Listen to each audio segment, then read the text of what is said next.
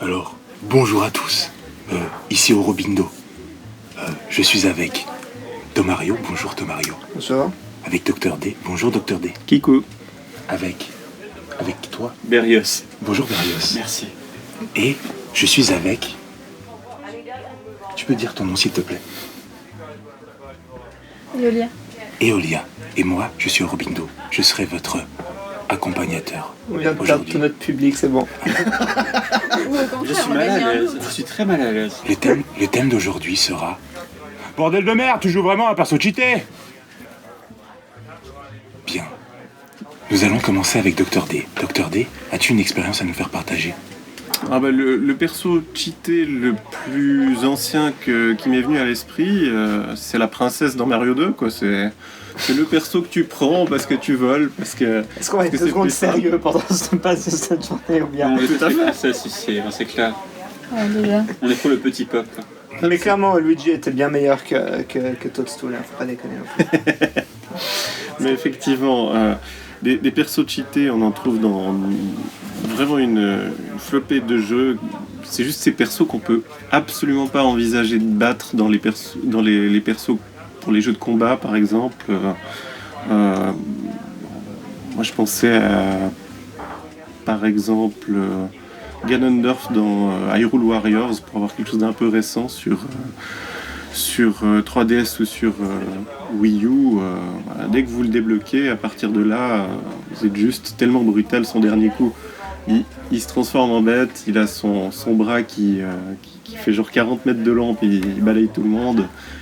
Voilà, c'est réglé, quoi. Ce qui est cool, c'est que ce qu'il faut savoir, c'est qu'avant l'enregistrement, Tomario avait trouvé une idée géniale sur Hyrule Warriors et puis Ganondorf, et puis qui se l'est fait voler par Dr. D à la seconde d'après. Merci. Sauvagement. Ça ne me laisse plus que 2 choix, mais je peux zapper mon tour en attendant pour faire genre je parle. Il donne la main. Ok, alors malheureusement, je suis très mauvais aux jeux de combat, donc je pourrais pas dire lesquels sont les meilleurs personnages ou ceux qui sont trop puissants, parce que moi je les prends au hasard et après je perds. Surtout contre Aurobindo parce qu'il est trop fort. C'est pas vrai d'abord. Il me laisse jamais gagner. Si je le laisse, mais il découvre la vérité. Mais sinon, si on veut parler de personnages qui changent drastiquement l'expérience de jeu, moi j'aime bien finir les jeux de manière assez complète, ce qui est un peu un problème de ma part. Donc à l'époque, quand j'avais joué à Majora's Mask, le deuxième Zelda qui est sorti sur Nintendo 64, si tu récoltes tous les masques durant le jeu, les 40 masques, tu peux affronter le boss de fin avec le masque ultime qui te transforme en une version adulte de Link, qui est connue je crois sous le nom de Honey Link, et tu bats le boss de fin en 5 coups à peu près, alors que c'est un boss qui est en 3 formes différentes, qui est censé être assez effrayant, qui est un gros moment assez épique du jeu, et je me suis retrouvé à le tuer en 10 secondes, et ça a vraiment un peu ruiné l'expérience de jeu parce que le personnage tout d'un coup était trop puissant. Ils n'ont pas créé un personnage où tu pouvais encore t'amuser en jouant. Il avait la classe, mais il n'était pas intéressant à jouer. C'est tellement dommage parce que justement ce boss final est absolument incroyable. Enfin, la musique elle te met bien dans l'ambiance. J'aime bien la façon de le battre, j'aime bien la gueule qu'il a. Enfin, ce boss est incroyable, mais comme tu dis, la première fois, comme je te l'ai dit avant qu'on enregistre, la première fois que j'ai joué, j'avais pas terminé le jeu à 100% avant d'arriver au boss. Donc j'ai pas ressenti le truc, mais en refaisant le jeu à 100% sur 3DS, j'ai voulu attendre d'avoir tous les masques et tout, et littéralement c'était je crois 5 ou 6 coups, pas plus, et puis le combat est terminé, et c'est vrai que c'est un petit peu triste quand même. Mais à mon avis, je pense que personne finit le jeu, enfin tout le monde finit le jeu une première fois sans avoir tous les masques, puis ensuite le rejoue en 100%. Je pense. Ça dépend. Il y a beaucoup de joueurs qui ont des troubles obsessionnels compulsifs de finir les choses à 100% quand même. Mais toi, la première fois que tu as découvert ce boss, c'était en ayant tous les masques. Le petit garçon se souvient, il avait 10 ans, sa maman l'avait amené dans un centre commercial et il avait commencé le jeu impatiemment la nuit. Ah là là, tu mets vraiment mal à l'aise, enlève ta main. Pourquoi ça te dérange?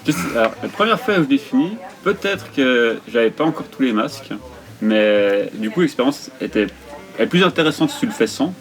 Mais pour moi le personnage, après vu que c'est le dernier combat, il devrait être calibré de manière à, même si tu as le masque, le combat reste intéressant. Sinon c'est une faille, quoi. Le personnage n'a pas été pensé correctement, Honey Link ne s'intègre pas bien au jeu. Et à mon avis ça reste quand même un problème à ce niveau-là. Okay. Bah, moi, je me permets de te contredire en pensant que la première fois que tu le finis, ben, c'est fun. On va avoir un de boss plus galérer. puissant une fois que t'as le masque. Et je trouve que justement, une fois que tu as le masque, c'est justement la récompense ultime de pouvoir écraser même un boss contre lequel tu as galéré la première fois. Mais après, Ah, c'est Mais- intéressant comme. 30 secondes, c'est jamais satisfaisant. C'est un pro qui parle, alors là je dis d'accord. Et toi Thomas, ah non, Eolia, est-ce que tu as un perso OP à nous faire partager? non, moi je pense que les cas de personnages OP, c'est plus de mes connaissances de MOBA qui demandent des rééquilibrages, parce que quand des persos sortent, ils sont trop forts ou trop faibles, ou tu galères contre des match-ups où tu n'as aucune chance de gagner. Par exemple, avec LoL, je sais qu'à la sortie d'Yasuo, qui jouait à ADC, ça m'a fait quitter le jeu. Et je sais que tu joues que ça, mais c'est peut-être des choses comme ça qui demandent des rééquilibrages plus que des persos cheatés. Mais c'est un des problèmes quand il y a un grand nombre de personnages sur des jeux et que des match-ups sont vraiment injouables. C'est plutôt ça, mais souvent ça change au fil du temps, donc c'est pas C'est vraiment ce le même qu'on cas. a, c'est ce qu'on a vu avec justement, je voulais parler de Super Smash Bros for Wii U et for 3DS. Enfin, aussi pour dire que justement, personnellement, je suis pas un joueur qui joue pour la compétition, donc ce genre de choses, moi, ça me passe complètement au-dessus, mais j'ai vu le net s'enflammer à l'arrivée de Bayonetta qui était soi-disant beaucoup trop cheaté. Il y avait des tonnes de vidéos qui circulaient comme quoi c'est un des personnages les plus désagréables à se battre contre. Et voilà, ça c'est vrai que c'est un truc qui m'avait assez surpris. Les jeux de combat, c'est tellement difficile quand tu as un roster de 50 personnages de tout rééquilibrer. Et c'est vrai que Bayonetta avait fait couler beaucoup d'encre. C'est ce qui fait la différence entre un bon jeu de combat et une arnaque, une blague, voilà. Mais après, dans tous ces jeux compétitifs, il y a souvent, quand tu es dans des tournois, des choses comme ça, certains personnages qui sont exclus, ou bien certains coups aussi qui sont pas admis.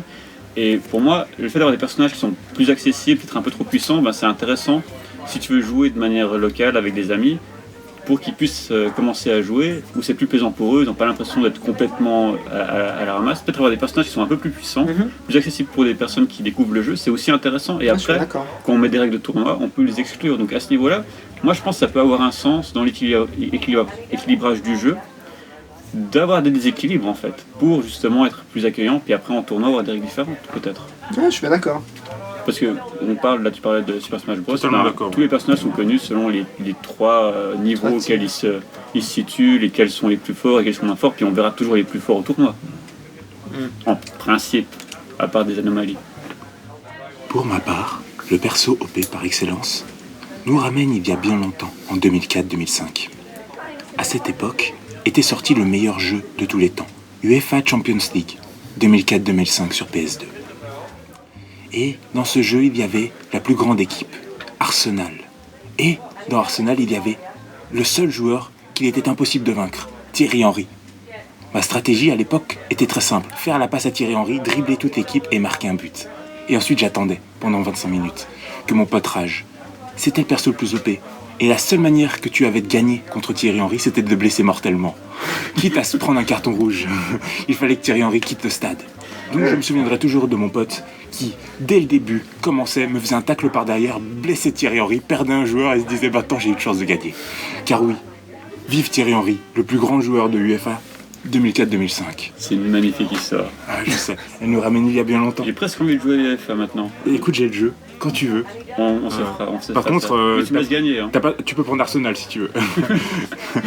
Tu mets Thierry Henry en attaque. Ok. Il doit faire Je peux l'engagement. avoir plusieurs fois Thierry Henry. Genre une version blanche, une version noire, une version rouge. J'ai essayé, c'était pas possible. Rubis, hein. Saphir. Exactement. Ruby Thierry On ne Henry. parlera pas de Pokémon aujourd'hui. Encore que, ce Encore serait que. une possibilité. Ah, la transition de ouf. Effectivement, non mais parce que dans la série des personnages cheatés beaucoup trop puissants, bah, ce qui se passait dans tout épisode de Pokémon qui se respecte, c'est que passé un certain stade, tu trouvais le légendaire que tu ne pouvais obtenir qu'après avoir terminé le jeu une première fois, puis après tu ne faisais plus que de l'utiliser, en tout cas de l'avoir dans ton équipe, pour être sûr que si tu as un pépin, tu es toujours ça en parachute plutôt que de perdre tous tes Pokédollars. Donc le Pokémon cheaté par excellence, ça restera Mewtwo et puis tous ses avatars dans les autres épisodes. Surtout que dans la première version, les Pokémon Psy étaient complètement OP. Ah ouais. Et ça, Il parle normalement. c'était abusé. Ouais, Oh mon dieu, ma voix elle est de retour, je suis vivant. Franchement, dans les originaux, tu te prends Abra, genre. Alakazam. Ouais, mais tu commences par Abra. Ah oui, oui. C'est mieux. Genre après quoi, le Tu commences par deuxième. les enfants. Deuxième ou dégueulasse. Faut commencer jeune. Après le deuxième ou troisième harem, et après tu fais tout le jeu avec lui parce que les attaques psy sont ridiculement fortes. Tu peux finir la ligue avec lui. Mais Psy avec une seule faiblesse, c'était Psy. Donc voilà, dès que t'avais compris ça, le jeu était bien différent. Hein. Ouais, dans Pokémon première génération, Psy n'a qu'une seule faiblesse et c'est Psy. Et non. Oui, je te Non, jure. c'est pas psy, mais En le première problème c'est que génération. les seules faiblesses des types psy sont des faiblesses pour lesquelles il n'y a pratiquement pas d'attaque. C'est insectes, spectres. Et les Spectre, insectes, ils sont Et facilement et spectres. Ils ont mal. pas mis dans la deuxième version Spectre. Non, Parce que je sais qu'ils ont mis Ténèbres dans la deuxième version. Ténèbres et acier. Il y avait Spectre dans la première. Bien sûr, il y avait Fantominus. C'était le seul. Oui. C'était le seul, et puis il La était seule poison en même temps. Oui, puis la seule attaque spectre qui était réellement efficace, c'était les chouilles avec 22 de dommages. Ça marchait pas. Les spectres étaient tellement mal représentés dans la première génération de Pokémon. Ah, Mm. voilà. Le pire, c'est que Spectre, on s'éloigne un petit peu. Non, là, On s'éloigne un petit là, peu. je veux connaître la réponse. Hein. Je ne tolérerai pas Non, de mais retard. alors je te jure, dans la première génération, bref, c'est pas important. Mais ouais, voilà. Dans les persos cheatés, avez-vous autre chose? Bah, moi, je m'écarte peut-être un petit peu du sujet, mais je me Vas-y, rappelle écarte. que j'avais été assez frustré à l'époque de Dragon Age 2, qui était un mauvais jeu en soi. C'est vrai. Mais surtout, ce qui m'avait beaucoup agacé, c'est dans ces jeux BioWare, ces RPG, ce qui est assez intéressant, c'est quel personnage tu vas prendre avec toi pour aller faire une mission. Parce qu'il y aura des discussions entre les personnages, tu vas pouvoir un peu découvrir leur histoire. Et du coup, bah, tu t'amuses à prendre les personnages, voir auxquels tu t'attaches le plus, lesquels tu vas intégrer à ton équipe. Et il y a un des personnages, je crois Anders c'était, qui était un mage blanc qui avait des attaques de soins, justement, qui était impossible à peu près de s'en passer parce que, à part si j'avais raté quelque chose, c'est le seul personnage qui avait des attaques de soins de zone. Du coup, qui pouvait soigner plusieurs personnages à la fois. Ce qui faisait que quand je sortais, ben, forcément je le prenais avec moi parce qu'il était indispensable. Et le jeu, en gros, m'a forcé à me trimballer ce personnage qui m'intéressait pas forcément en le rendant trop utile. Et ça m'a beaucoup gêné dans le calibrage du personnage parce que ce personnage était indispensable pour moi pour continuer à jouer. Et là, j'ai trouvé qu'il y avait de nouveau, ben, ça brisait un peu le jeu parce que j'étais obligé de le prendre, pas parce qu'il m'intéressait, parce que j'avais encore des choses à faire avec lui, mais parce que le jeu m'y forçait. Vas-y. Voilà, j'ai la réponse. Je suis exactement sur Bulbapédia. Je vous mettrai le site en commentaire. Où ils disent que dans la première génération, il n'y avait pas Spectre. Il y avait Insecte. Et c'était la seule faiblesse de Psy. Mais bon, voilà, si t'avais envie de faire... Spectre, il y était. Fantominus, c'était de type Non, Spectre. Fantometnus, c'était type Psy dans la première génération. Et je le dis, et je le tiens. C'est mon débat Et préféré. je lève le doigt en l'air. Non, mais Tous les fans de Pokémon, je me levez-vous. révolte. Non, mais c'est faux. Ah non. Je sais pas où tu vois ça, mais c'est faux. Ah bah, sur le site de Pokémon... Revenons au personnage trop puissant. Tout à fait. Moi, j'ai envie de dire que si on s'intéresse aux persos trop puissants, pour les jeux en multijoueur, c'est simple, il suffit de voir lesquels arrivent à faire rager la personne en face de toi. Et moi, j'avoue que j'ai pas mal joué à certains jeux de combat, et notamment Soul Calibur. En particulier le 2, c'est toute ma jeunesse, et je dois dire que le personnage abusé de l'extrême, c'est Link pour la version GameCube du jeu. C'est tellement le personnage qui, si vous réussissez à sortir quelqu'un 8 fois de suite sans qu'il ait l'occasion de se battre, il va vous détester et vous faire des doigts jusqu'à la fin de vos jours. Ouais, mais c'est Link, tu peux rien dire contre Link. Ouais. Mais là, tu t'étais fait banane parce que si t'avais la PS2, t'avais Enashi Mishima qui était. Je crois pas qu'il était top. Mais dans la version Xbox, t'avais Spawn. Ouais, mais personne ne savait C'est qui classe. c'était Spawn. Et pourtant, il mériterait qu'on le connaisse. Est-ce que les gens savent encore qui c'est? Super Comics, Spawn, vous pouvez aller sur votre site de scan préféré. Non, c'est illégal, naturellement. N'y allez pas, achetez-le en magasin. Eh bien, C'est vrai qu'en dehors de ça, je sais pas si vous aviez encore d'autres exemples, mais spontanément on pense facilement aux jeux à plusieurs, mais sinon dans les jeux de rôle, il y a très souvent tel ou tel perso qui dès qu'on le débloque, on va plus le lâcher parce que c'est celui qui est tellement nécessaire que dès qu'on l'a, on sait que dans le pire des cas, on a le reste de notre équipe qui sera à terre, puis celui-là reste sur le terrain, il est capable de se tirer parce qu'il arrive à fuir ou de se soigner à volonté. Moi, je sais que je reviens souvent avec les jeux Capcom, mais dans le jeu Breath of Fire 2, il y avait un perso secret qui s'appelait Bleu, qui avait comme compétence de simplement à 0 frais de se soigner. Ça lui prenait un tour, elle se régénérait complètement, ce qui la rendait extrêmement résistante lors des combats, et dès qu'on la débloquait, si tant est qu'on voulait la garder dans l'équipe, on ne la lâchait plus. Mais c'est vrai, dans les RPG, t'as souvent des personnages une fois qu'ils deviennent assez puissants, souvent les mages d'ailleurs, qui vont commencer à détruire un peu le jeu parce qu'ils vont faire des invocations à répétition ou bien faire des attaques élémentales. Et puis si les ennemis sont faibles, t'as plus vraiment autre chose à faire que juste spammer les bonnes attaques pour les bons ennemis. Mais ça, c'est un peu un problème du genre, quoi, du RPG.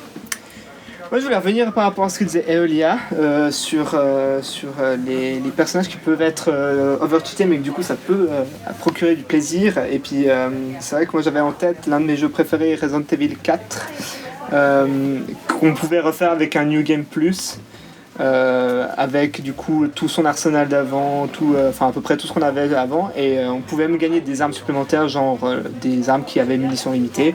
Et c'est vrai que c'était vraiment très plaisant de refaire le jeu en 3 heures à peu près, alors que normalement il en prenait environ une petite dizaine, une petite quinzaine selon votre vitesse, avec un lance-roquette, munitions limitées, et c'était super fun. Alors après c'est sûr que si ça avait été le premier run, ça aurait pas super été agréable, mais en tant que deuxième ou troisième run pour le fun, ça peut être vraiment sympa. Et je pense que du coup les persos cheatés dans ce sens-là peuvent être intéressants. Ouais, et puis il y avait aussi beaucoup de jeux où tu pouvais utiliser des codes cheat. Au bout d'un moment, quand tu avais beaucoup joué au jeu normal, tu te mettais soit tous les PO, soit tu étais invincible, soit tout le monde le faisait parce que c'est quand même fun. Ça découvre un autre jeu. À mon avis, c'est jouer autre chose. Les action replays, toujours dans nos cœurs, les vrais savent. Année 1990, toi-même tu sais, Heights. J'utilisais ça pour Pokémon, où il y avait les Pokémon de type Spectre dans la première génération. Il n'y avait pas là. Écoutez, je mettrai une preuve dans les commentaires, comme ça vous pourrez tous vous moquer de lui, et je vais même vous mettre son numéro de téléphone en dessous. Même mon numéro de téléphone, les gens me féliciteront de t'avoir tenu tête. Tout à fait. Merci Dr D. D'autres. Moi ça va, c'était... Donc du coup... Attendez, je me rapproche du micro. Si c'était le mot de la fin, il faut le dire, le mot de la fin. Il va faire la voix bizarre. Maintenant, nous allons nous quitter. Nous étions tous ensemble avec Mario, Dr D. Non, je te redis pas mon nom. Non, je te redis pas ton nom. Et Eolia. C'est juste? Non, mais c'est pas grave. J'y étais presque. Et voilà. Sur ce, je vous laisse avec le mot de la fin. Kebab sans oignon, s'il te plaît, chef. Et n'oubliez pas, si vous voulez nous retrouver, vous pouvez aller nous voir sur www.pixels-association.ch, ou alors vous pouvez fermer vos yeux et nous imaginer très fort. On est à côté de vous. Chut, gros bisous.